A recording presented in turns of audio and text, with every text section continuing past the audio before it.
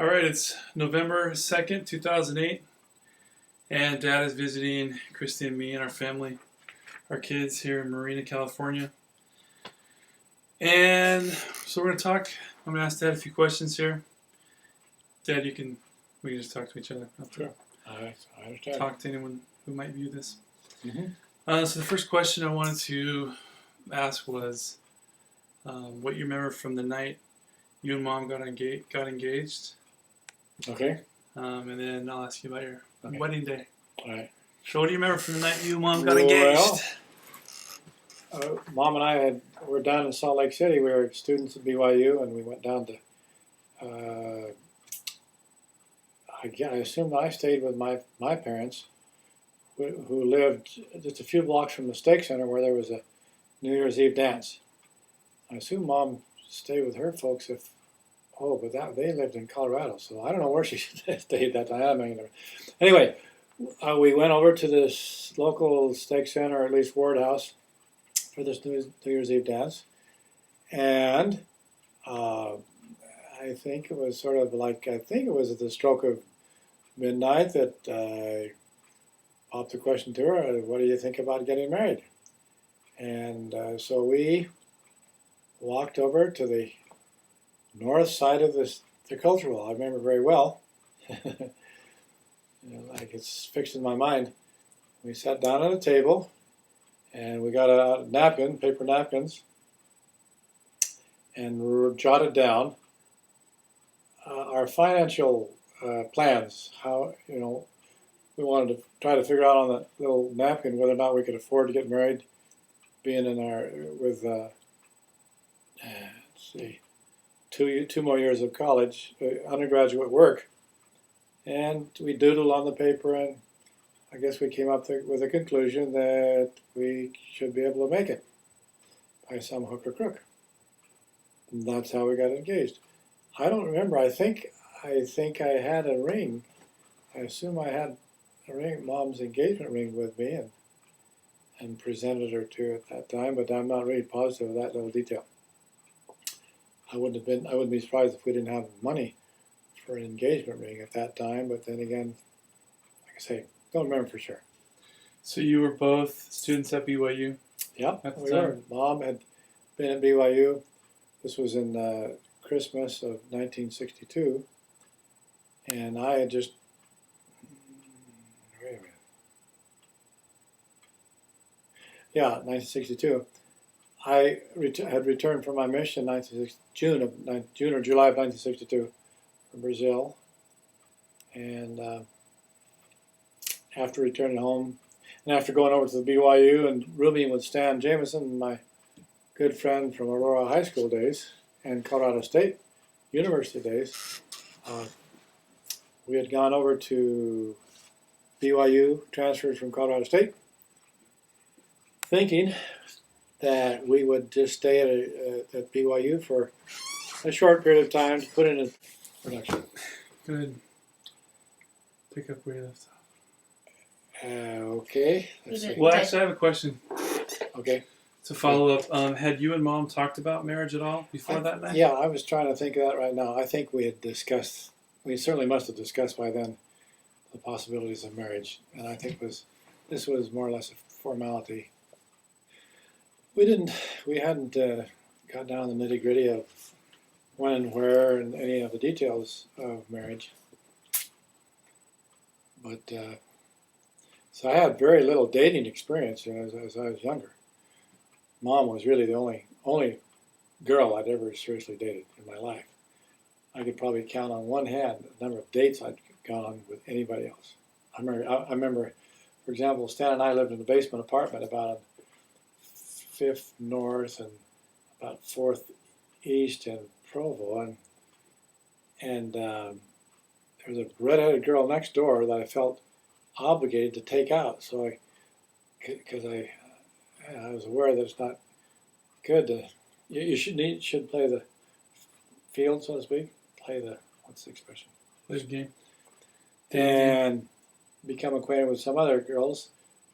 Of course, I had before my mission, I realized I had gone with her for 6 years, with Mom 6 years.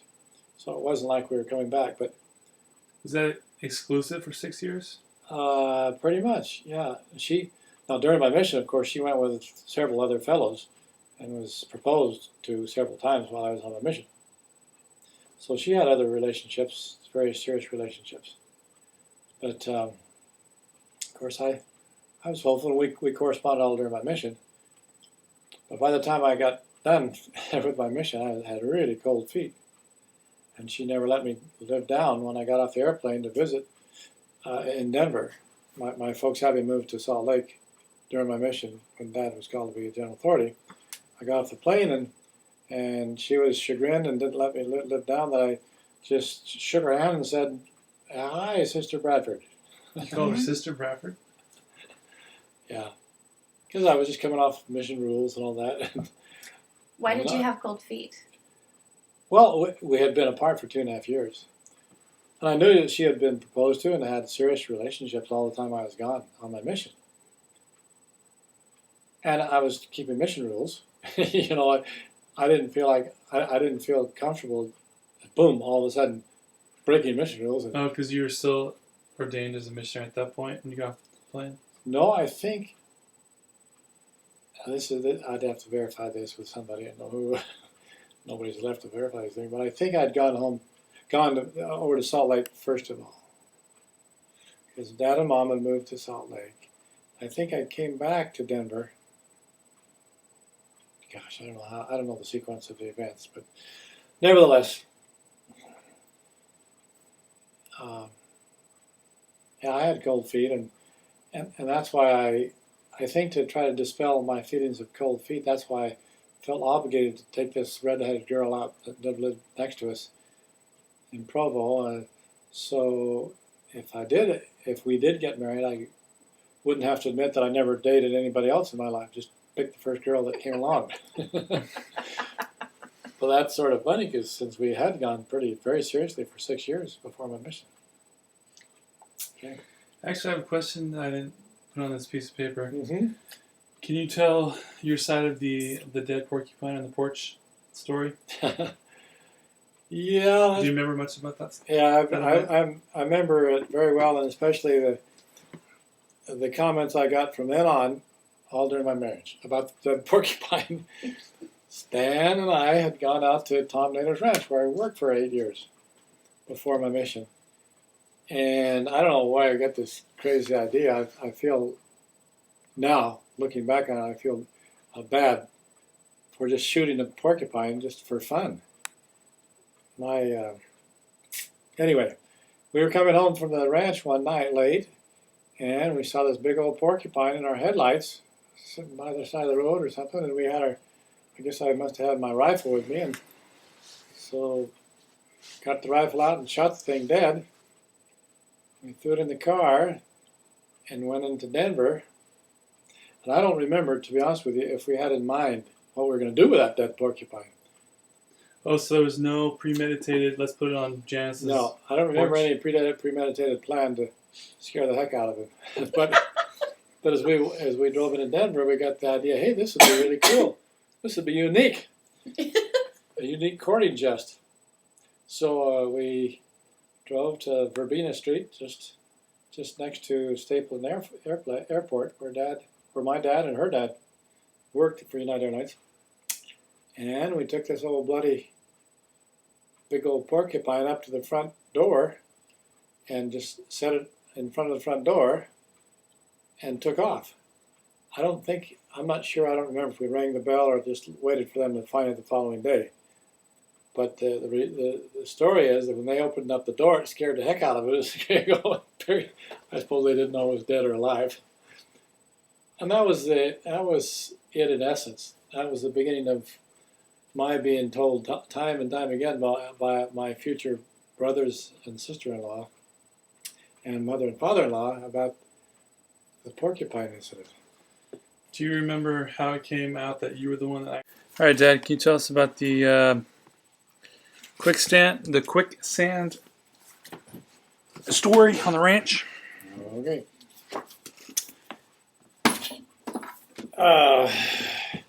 Most of the years that I was in the ranch, there was a drought that was occurring in Colorado, and as a result, the fields and terrain in the ranch area was real hard, and it would not, any moisture that came would not be absorbed. Well, there occurred a big thunder buster up north or south of the ranch, and through the ranch ran a little creek, about 3, 4, 5 inches wide in its normal course. But with this thunder buster, Cloudburst? that's what I meant. His cloudburst, torrents of water came down the little creek, and it turned from a little dinky creek into a rushing river, washing out many, many fields and miles of telephone lines, anything that was over or close to the creek. And also as a result, sand was deposited on one particular point on the side of the creek. And a few days or sometime after the flood subsided, Tom and I were on our horses, and we were riding along, and we went down off the side of the creek into the sand, and little did we know it was quicksand, and both of our horses immediately sunk all the way down to their tummies. And fortunately, we stayed on our horses, and the horses kicked real valiantly and kicked in the direction of the side of the creek and onto the firm sand, firm ground. So it was, knowing that an entire family about 100 years before had perished when they went across the creek after a similar storm, and their buckboard and everything vanished from sight. Horses, family, everything. So that was sort of in our minds when our horses sank real fast in the quicksand. So was there only quicksand after a big storm? Yeah, that's the only time that in our ranch that I was aware of quicksand ever developing. Just I guess the combination of water, sand, silt formed the quicksand. We never had another quicksand problem in all the years I was there. So it would just dry up and not be a problem anymore? Yeah. Mm-hmm. Okay. Okay. Next question. Alan told me that you once told him that you wished you had shown more physical affection to Mom in front of us, the kids. Mm-hmm.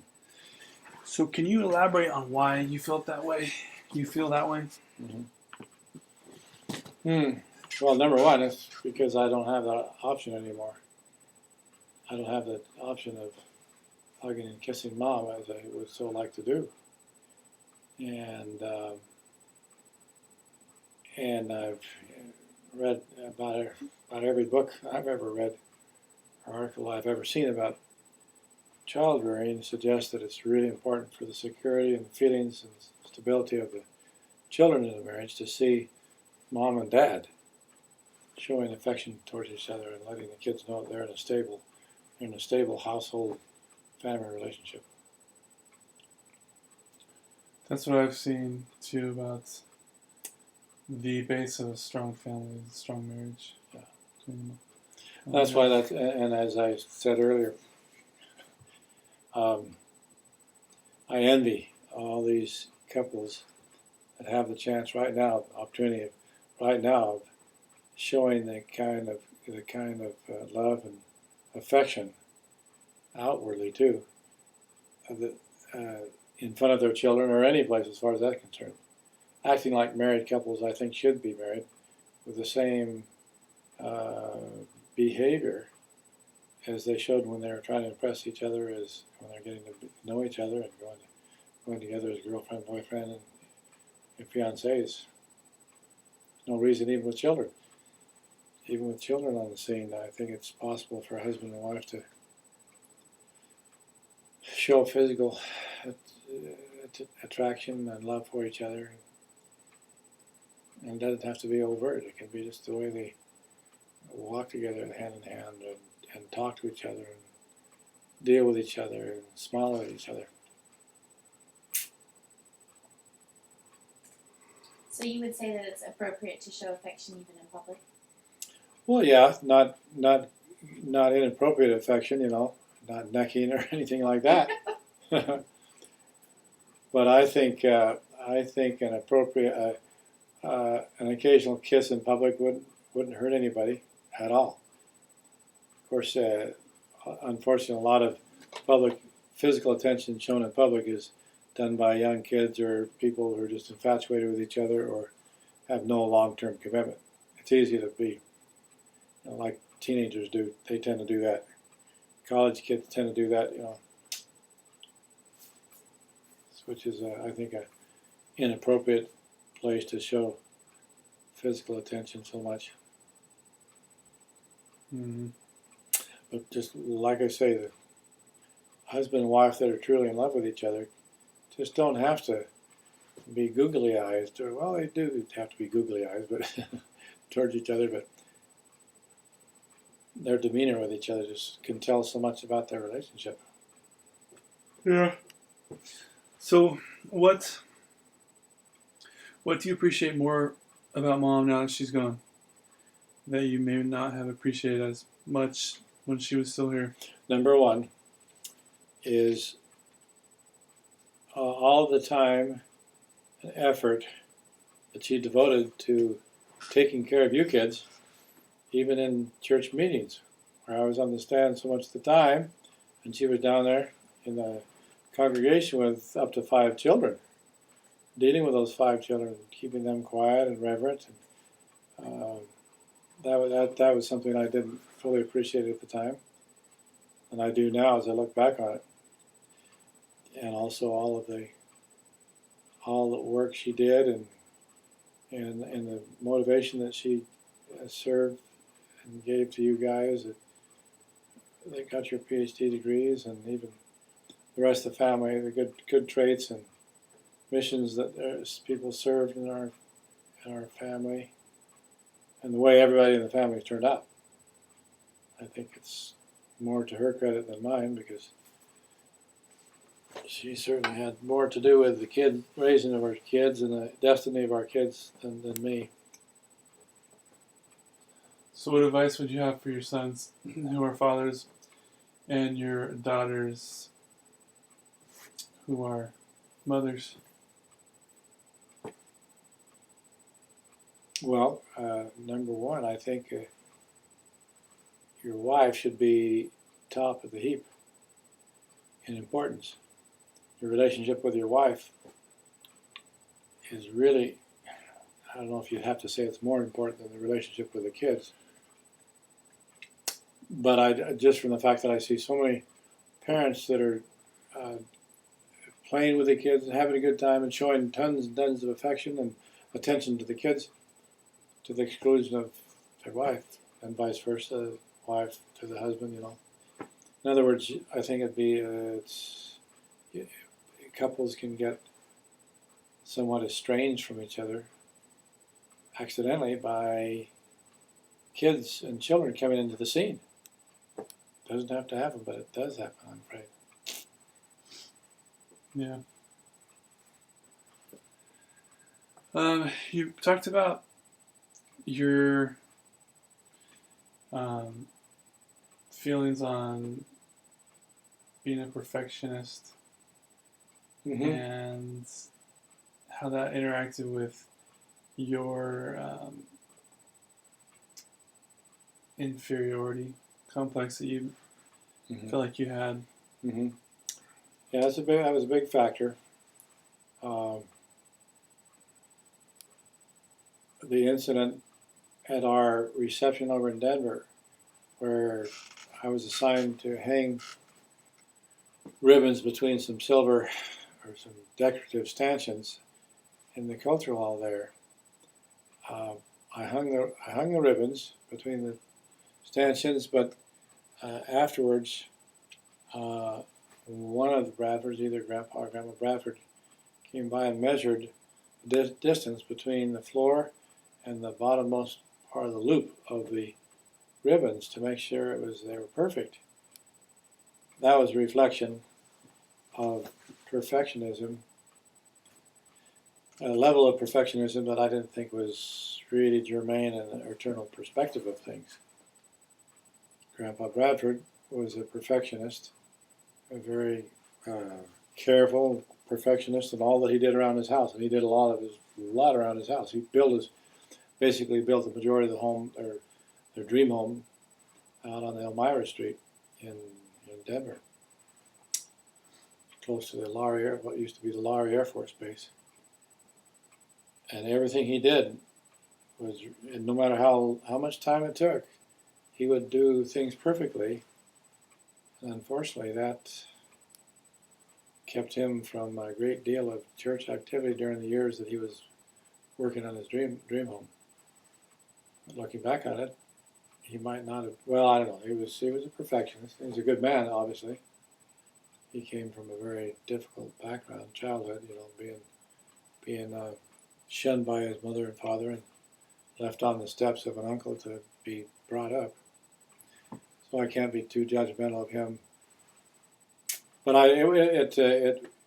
with Mom's background from that circumstance, I never, very, very seldom did I do anything around the house particularly, or anything as far as that's concerned, that was satisfactory to Mom's expectations and level of perfectionism. Her career as a teacher was a perfectionist kind of career that was admirable. I mean, everybody knew Mom, everything, and not just in the teaching profession, in her church callings. Everything she did was well organized, well planned, and just close to perfection. Whereas that's not my nature. I like to accomplish things, but I like to accomplish things by volume, not quality so much. So, after having passed 42 years of marriage with Mom, who you classify as a perfectionist, what advice might you have for your children or grandchildren in the relationship with someone who may be a perfectionist? I would suggest that both husband and wife frequently consider how important a given issue is, or a given item in the family circumstances. How really is important? Going back to the ribbon incident, how important was it for those ribbons to be precisely so many centimeters from the floor? To this day, I don't think it was really a critical thing that we should have been getting up. I shouldn't have let it get uptight. I shouldn't have gotten uptight about it. So in other words, issues, if we can keep eternal perspective in mind, and a lot of the things, in fact, probably the majority of trivia that the couples that Mom and I, for example, got upset about, had absolutely zero eternal impact. And the important issues are the things that hopefully a couple can talk about and discuss impassionately. That wasn't one of Mom and my fortes, talking about things impassionately. That was definitely probably the weakest trait that both of us had. We're intense about our position about things. So Christmas incidentally being a big issue. Not having any meaningful, impassionate discussion of Christmas budgets was just, as I looked in my journal again recently, that was an issue that came up so often at Christmas time, and it frankly caused me to work at a lot of side jobs to try to pay for the cost of Christmas that had no budget. I hate to see anybody getting a financial bind for attempting to buy the world. So were there any little pearls of wisdom that you gleaned from being married to a perfectionist that helped you overcome the differences of a perspective on having things perfect? Pearls of wisdom to give to my kids. I mean, how did you negotiate? I mean, you said that it wasn't important to have the ribbons at a certain height, but apparently it was for mom's mom. And I'm sure there's other examples that you can pull out about where mom had a certain opinion, you had a different opinion. Did you ever come to a realization that of something that just would help you personally out Well, with your relationship with mom? I'm not sure if I understand your question correctly, Well, but I've noticed that you just kind of you've just been defending your opinion about perfectionism. Is there anything that you can give us that would help us see the other perspective? I mean, were you able to come to the realization of mom's perspective, or were you always just defending your perspective? I'm defending my perspective.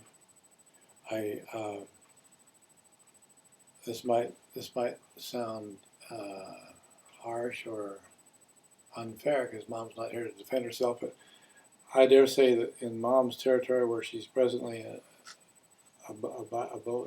living, I would dare guess that she would not be, and Grandma Bradford, I bet you dollars, Grandma Bradford wouldn't be concerned about the centimeters from the floor of ribbons or any other perfectionist things.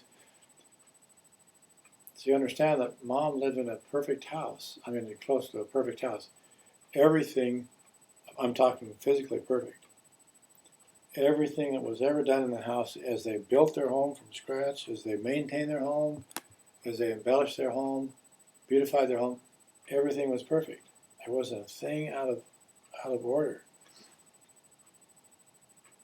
And so,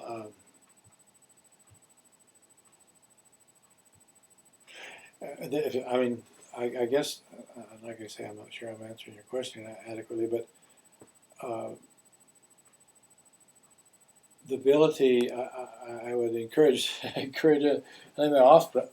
of my offspring to sit down and passionately and discuss what are the things we want to concentrate on, and analyze what our relationship is, how our relationship with each other is impacted by the issues that can cause contention.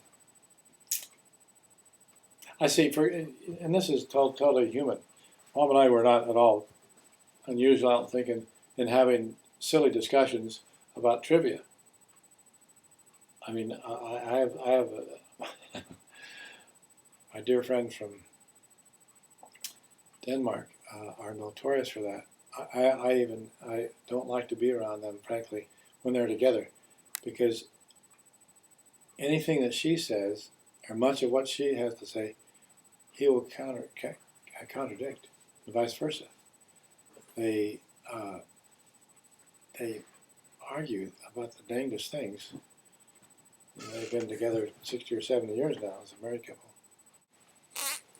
So just to recap on my perfectionism question, what I was trying to say is, did you ever get to the point where you decided to just not express your opinion about how insignificant a certain thing is in the eternal perspective, just to not create conflict, just to support mom because it was important to her, even though it didn't seem very important to you? Did you ever get to the point where you just thought, it's better just to go with the flow and not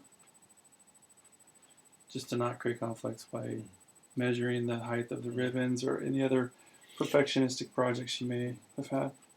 Well, I think in marriage that I think the goal should be on part of both husband and wife to hit a happy medium. Both parties go towards a central, happy, acceptable medium to both. Doing things precisely and correctly around the house, I guess. Well, to be honest with you, I don't think I didn't have the ability. I didn't have the capacity and the capability and the know-how and experience. of doing things like Grandpa Bradford. So it wasn't just a matter of being resistant to trying to fulfill Mom's desire for doing things perfectly. For example, last week I read in my journal about some project that Mom had me do, and I can't remember the nature of the project. Maybe it'd be worthwhile reading it to you if I had my diary, my journal here now. I would. But anyway, the bottom line is that it turned out the way I did it was very, very good and adequate and seemingly perfect. But in the interim, Mom was really unhappy with me. Even though that particular project, I don't know what it was, turned out absolutely excellent. Not because of any great effort I'd made. In other words, I think both parties have to be willing to yield and work for a happy equilibrium between your two personalities. So what did you do to meet Mom halfway, and what did she do to meet you halfway? Well, I don't think we did much of that. Like I told you, we our abilities to discuss things, to strive for a halfway point, were really weak. Really weak, almost non-existent. And that's, if we had the ability to converse calmly, softly with each other about some of these issues that were perfectionism might have been a germane issue, or my slothfulness might have been a germane issue. Boy, it would have been a different, in those circumstances, it would have made a world of difference. So just being able to sit down and impassionately talk about things, that would be one of the greatest characteristics of your kids and your grandkids and great grandkids. If somehow they could do that. Talk about every issue that comes up in life, daily issues, issues with any type, whether it be child raising, which is a hot issue to many couples. How much to discipline kids and how much not to discipline kids. It's a big issue. And then I think the house, from my viewpoint, housing, the house and whatnot is maybe one of the second biggest issues that need to be discussed. And I'm envious of you, of my kids, you, Kristi, Alan, Earl, Mike, and I think Mike, and all of it. I think virtually all of my 5 kids are doing a better job than Mom and I did in that area. I really do. I don't just say that to inflate your egos, but I think it's a matter of fact that you're doing a better job than we did. Fortunately, I think for our fraternal ties to each other, that's not going to be a big issue anymore. I'm confident it's not going to be a big issue. Perfectionism in a spiritual sense is certainly a germane thing. We would like each other to be as close to, going on the right path. Perfectionism is probably eons away for anybody, any mortal being. Dad, were there any things that you did for Mom or with Mom that you only did because you knew she liked it? Yeah, dancing. We danced. She loved to dance, and I didn't really like to dance. I liked to be with her. My routine lasted about 4.5 seconds. Then it was repeat for till the end of the song. So, and she had some of her boyfriends. Even when we go to dances, long after we've been married, I could see that she enjoyed dancing with people like Bruce Hornstead. Did you know Bruce Hornstead? He was a great dancer, excellent dancer. He went through 5 marriages too. not because of the dancing, but and I didn't mind that at all. She just had I sort of did envy of these guys that could dance so well, and she loved to dance that well. We enjoyed sports together, BYU sports, of course. That wasn't anything that I had to force myself to do with her. That was a thing we mutually enjoyed. Took her out to dinner, so she wouldn't have to cook periodically, especially when the kids were gone. But then again, I shouldn't get any credit for that because I enjoyed eating good meals out and taking a little bit of load off of her at her home duties. But I'm sure had I been more perceptive and sensitive to her needs, there would have been a lot of other things I could have done to make her a happier person. What did she do for you or with you that she only did because she knew you liked it?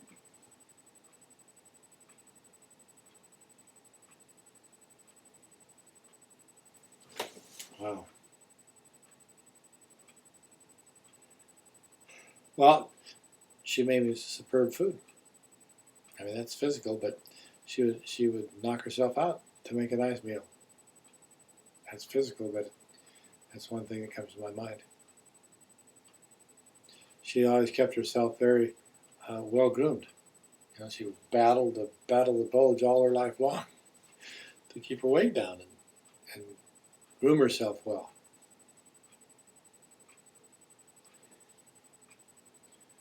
Did she ever play handball with you any time just because she wanted to do something? She liked to play games too. She enjoyed racquetball. Well, I didn't play much racquetball, but tennis. You know, we play, as you know, we both of us played tennis, and so it would be false to say that she played to satisfy me or I played to satisfy her. We just didn't. That was one great attribute of your mom. Big attribute. In fact, that's something that certainly would be germane here in this kind of discussion. Mom was willing and happy to do anything.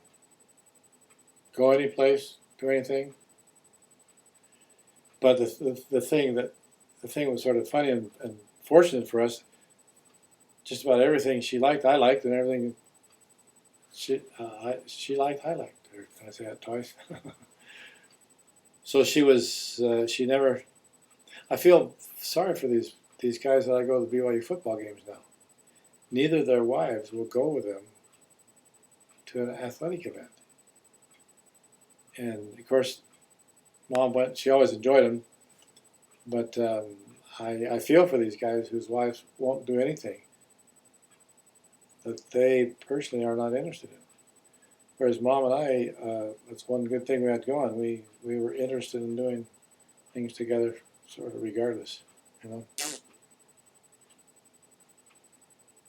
She was, you know, her famous ride on the dolphins, you know, after she had been diagnosed with cancer. She was happy and had a fun time jumping on a silly dolphin down in Mexico, which I wasn't interested in at all, you know. But she had a good time, and it didn't have to be. We went to the dolphin pond together, but I didn't have to ride the dolphins to satisfy her or to please her. She was an active kind of lady.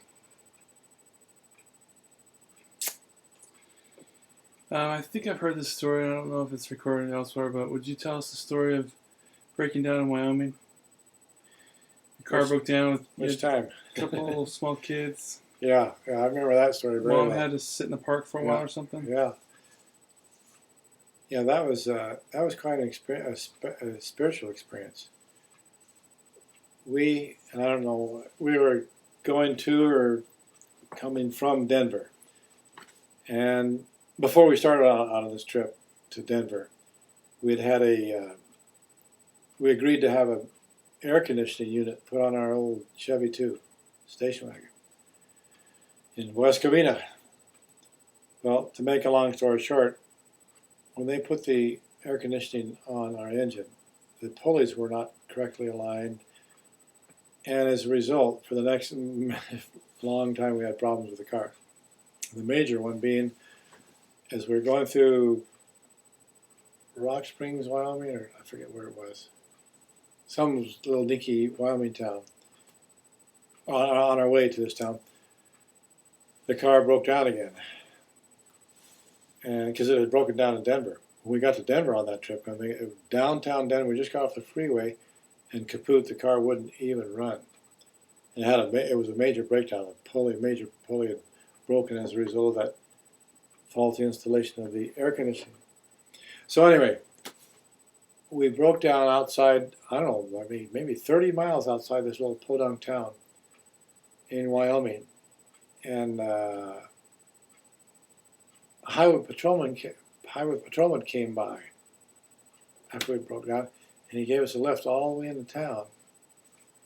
And then I think the daughter of the sheriff or somebody gave me I bought a part in town there, as I recall. And I got a ride back with this girl. She was on her way home, and I replaced this pulley that had disintegrated. And I left Mom. Yeah, I left Mom and I guess Christine and Mike. I think they were the only two with us at that time, or on the scene at that time, in the city park. And we had an understanding that if I didn't get back in town to pick her up at the city park where I'd left her, it was a nice summer day, by a certain time she should call the bishop or the branch president, look up in the telephone directory and call them and yell for help.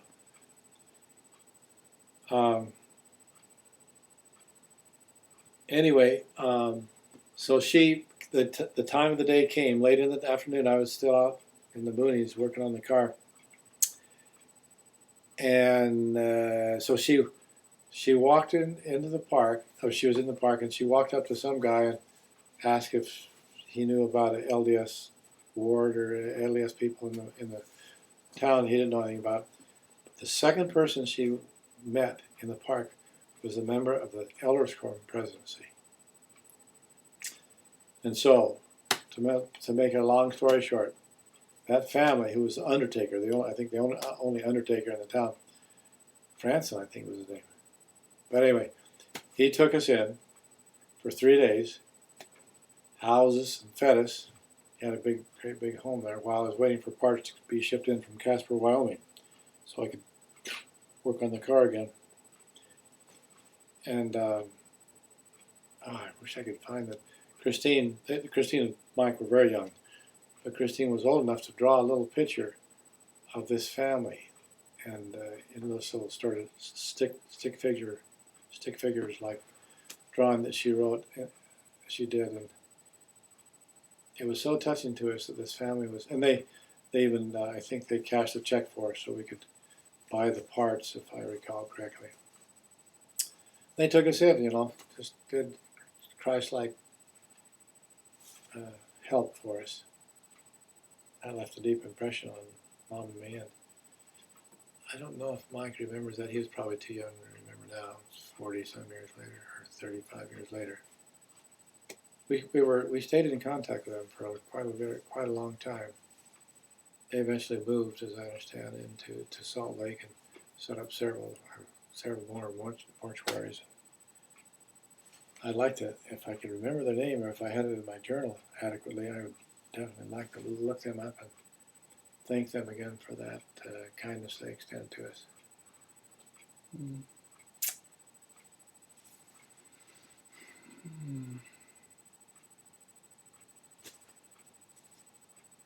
That kind of thing, incidentally, was remembering that particular event has caused me to do a few things to help people. I got picked up at the last ball game I went to. There was a guy a young man, probably 25, on his bike off the side of the road by Alpine, Utah. I saw he was having trouble with his bike, so I passed him and went on my way. And I got to thinking, wait a minute, this might be an opportunity to be of help to somebody in need. So I made a U-turn, went back, and found out that he had a flat tire. And his bike pump that he had attached to his bicycle was broken, so he couldn't do anything. And he was like 15, 20 miles from his house home back in Draper. So he threw his bike in the rental car and took him back to Draper and appreciate that. But it's few people that I've helped is were precipitated by these people. That incident in Wyoming made a deep impression on me. Mm. Oh, there's any other things I wanted to ask you. Where's that list? Is that list around? It's on the computer. Hmm. Really wanted to hear you talk about how you feel about mom after she's. I mean, I wonder if like your love or level of appreciation for mom has increased since she's been gone. Sure, because it has, because I've had time to think back of how significant she was in our family. At the time, we were in the business of living life, and that's why I'm anxious. I've got a series of questions I want to ask Mom when I get to see her. But first of all, first thing I want to say to Mom is tell her of my deep appreciation for and my love for her for all that she did for our family and for me. I'm just not confident that I did that frequently enough when she was here, available to listen to me talk like that. So that's a big issue. What type of questions would you like to ask her? Are they too personal to tell us, or what questions are you thinking of? No, well, I'd like to know first. Well, not first, but one of the questions I'd like to know is how much she was able to observe us as a family after she parted. Be really curious to know if she's been with us out at the cemetery, if she's seen her grandchildren, if she had acquaintance with our grandchildren that she didn't know in this life. I'd love to know if she had any relationship or contact with your kids and the other grandkids that have been born. I'd like to know if well, anyway, that's one thing. Of course, I'd like to know who are some of the people that she's been able to visit in the spirit world. See, has she been able to visit her little sister that died at birth? You know, I'd like to know if I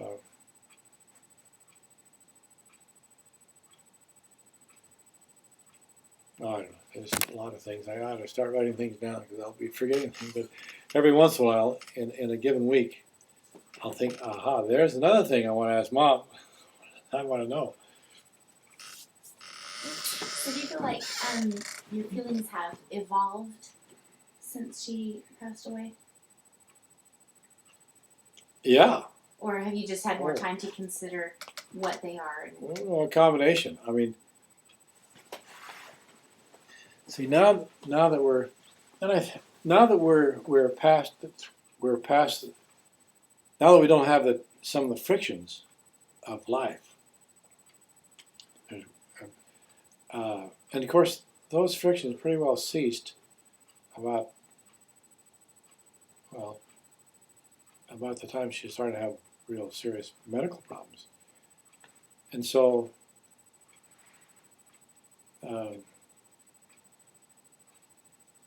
my feelings towards Mom and my love for her is intensified because these other things have gone in the background.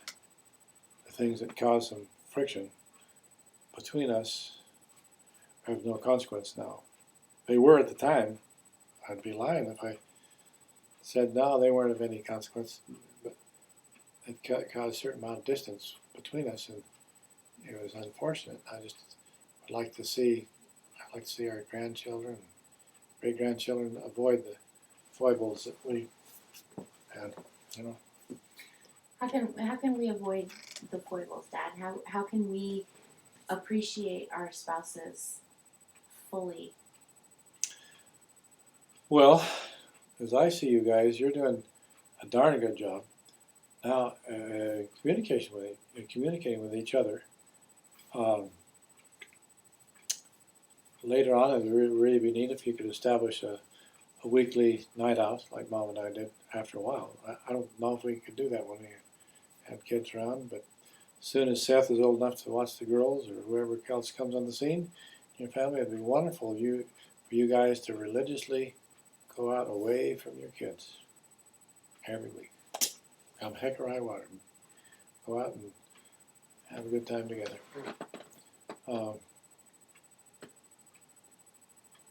Like I say, your ability to communicate about things and prevent things from escalating out of proportion. You guys have an eternal perspective of things, and if you feel something coming up that's agitating and being detrimental to your feelings and towards each other, you could deal with it.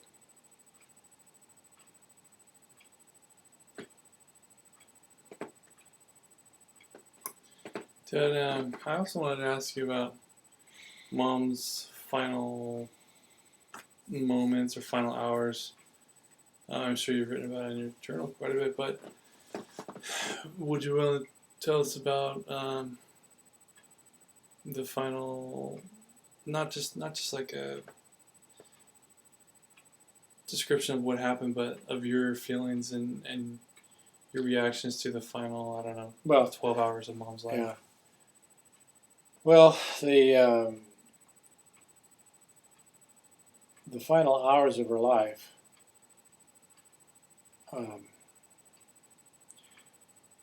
course, Glenn was there, Mike was there, and Christine was there when Mom was apparently sinking, getting closer to her death, and early in the morning. And Glenn, we had no way of knowing how long she'd actually last before she'd expire, and so Glenn went home about 2:30, as I recall. I was out in the living room on the couch trying to get a little bit of sleep, and Christine was in the bedroom sleeping laying next to Mom, or in the bed at least. And then you're aware of the morphine problem.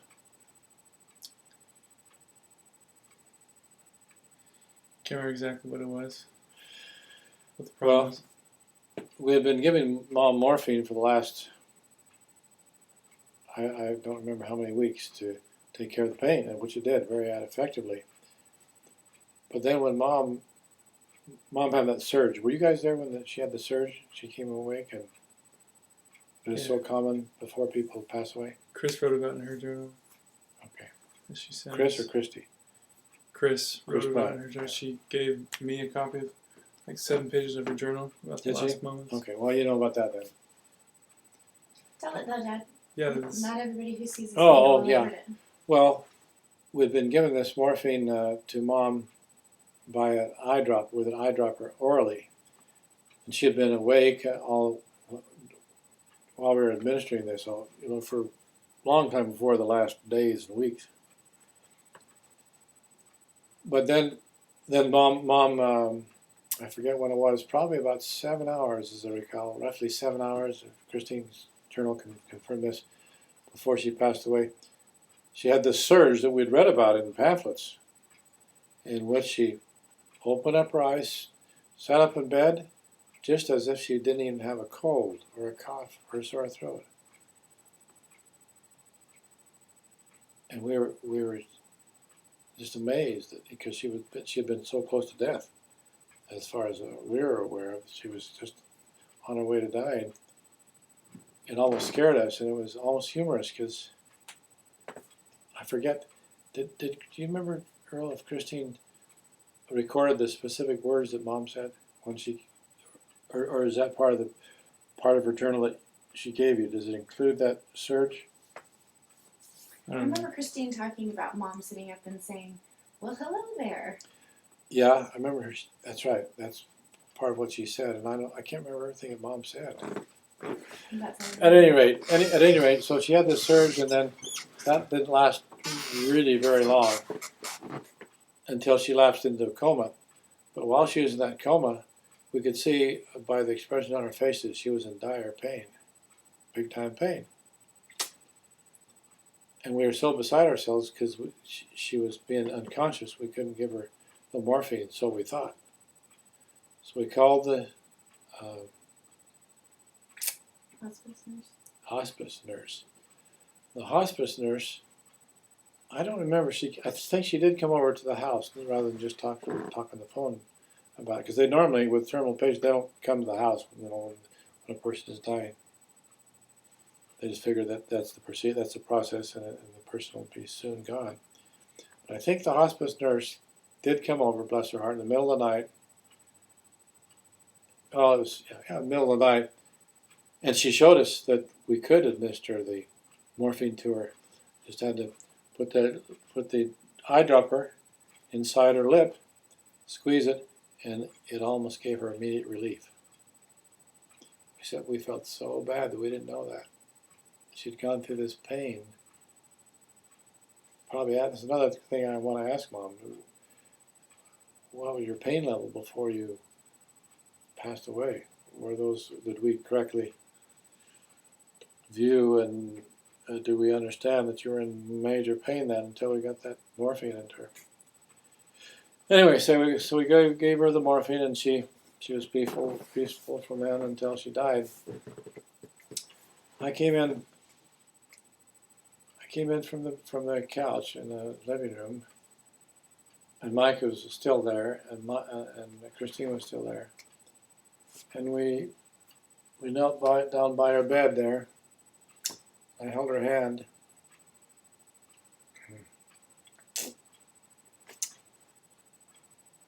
and all three of us had such a spiritual feeling come over us. It was like we had a foot in the spirit world with her. And it was, it was just a special feeling. We said a few things to her, hoping that she would still hear, just minutes before she finally quit breathing. And I told her how much I appreciated it. That's one time when I did remember to thank her. My last opportunity to thank her. I forget what comments Mike and Christine made to her, but it wasn't very many more minutes that her chest quit rising and she quit breathing, and we checked her pulse, and her pulse was gone, and that was it. And it was an undescribable experience. And I was thinking of this today during the priesthood lesson on the mercies of the Lord. We had just witnessed a mercy of Mom getting out of that body, that condition.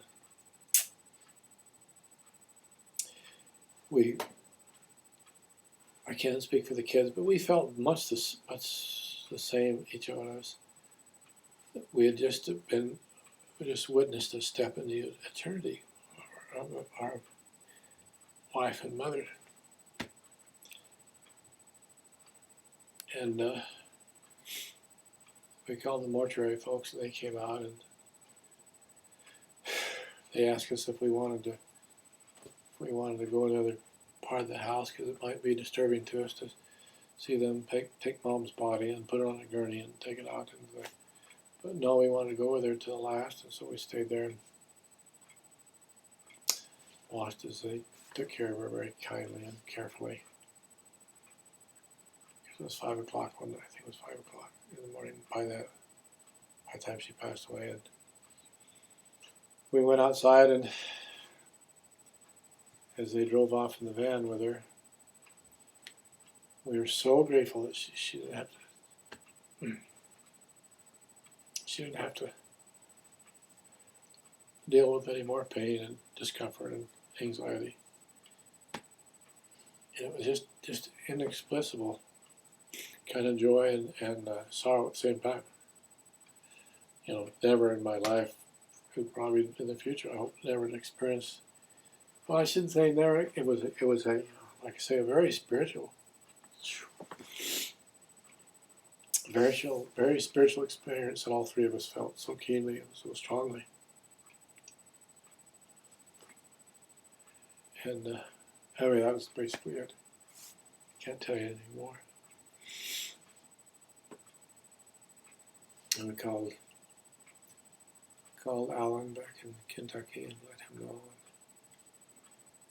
And you guys called family members, and I think he was still in Arizona. oh yeah, he would have been in Arizona that time. 2006, on March 6. 2006. He was still in Arizona. We were in New Mexico.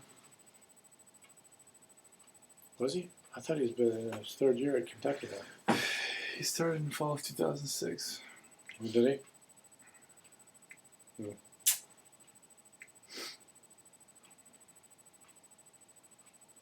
Phew. That was some experience. Did you feel a sense of relief? Oh, big time. For her. Big time. That's 50% of of our emotions were the relief that she was released.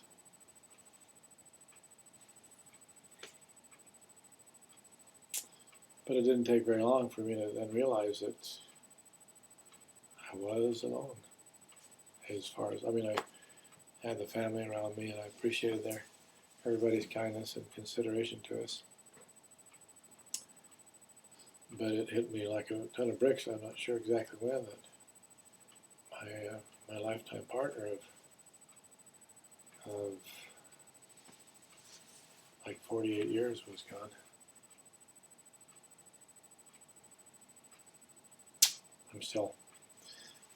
That still occurs to me frequently,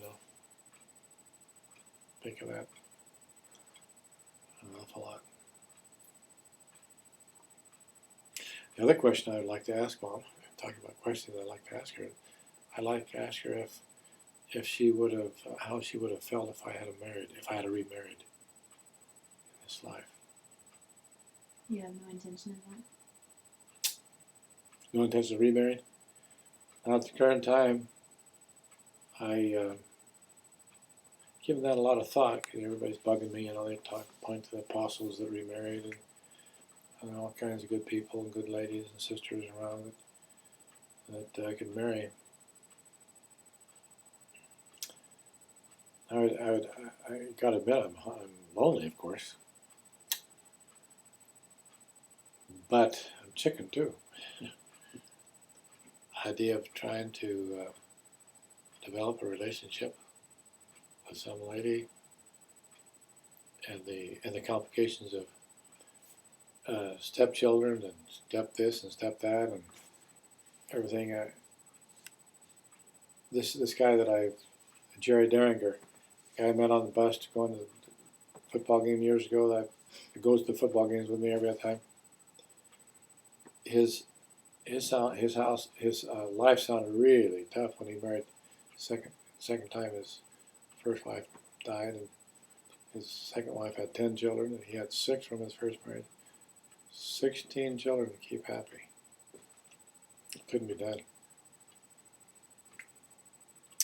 And so anyway, I'm chicken.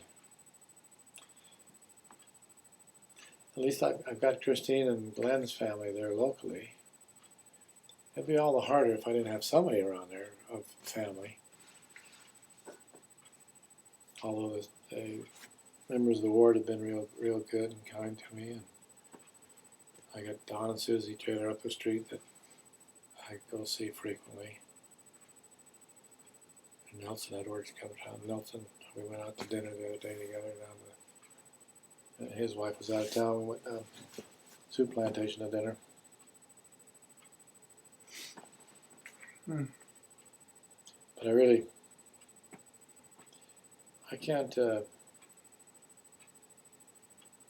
I can't conceive of myself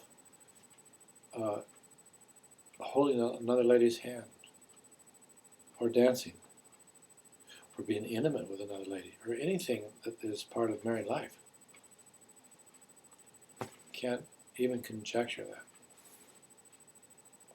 And just the fact that I know people have done it successfully, all the way from the apostles to whomever, I just can't conceive of that.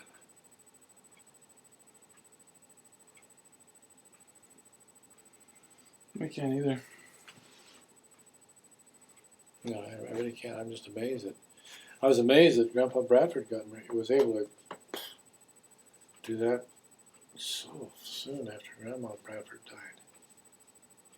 And that less than desirable feelings in the kids too, you know. Dad, would you ever consider moving in with one of your kids? You know, when your tree swinging days are over. I'm not really sure because I'm afraid it'd be too much of an intrusion into the life of kids and grandkids. Although, you know,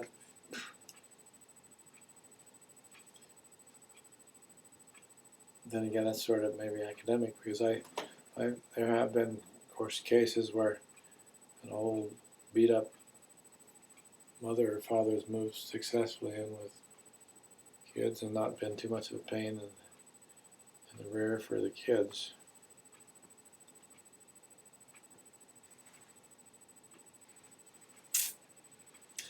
But not, I can't feature that now. Hard to tell what's in the future. You know, one thing that bothers me is the idea that has been voiced in my presence. I don't know from whom, whether it was a book or somebody voicing this opinion to me, is that I really should be thinking of others more. I should realize that there may be a widow or a divorcee out there in the church that I could be somewhat of a blessing to and help their lives instead of just worrying about the negative repercussions of my life. And there's unfortunately, there's tons of widows and divorcees in the church that are wonderful ladies, I'm sure. Not too many men. Real rare are the men. So that sort of bugs me to think that I'm just so self-centered that I'm just worried about my well-being. If I were more Christ-like, I would not worry about these things that worry me about going into a relationship with some lady. You know. But for the meantime, I'm not that big of a person. You shouldn't just get into a relationship to be in a relationship, though. Oh no, I realize that. Yeah. Your concerns are valid, and you shouldn't just shake them off as being. I don't think you should just shake them off as being selfish, because you wouldn't want to be in a relationship that made the situation worse. Yeah, and see that's quite often, statistically speaking, that happens more than a successful joining of families. I don't know if I can say that. I know it's divorcees, marrying divorcees is second divorces and third divorces are real common, but whether or not widows and widowers and whatnot, I don't know what the stats are on that, but that's just academic. All right. Thanks, Dad. You're welcome.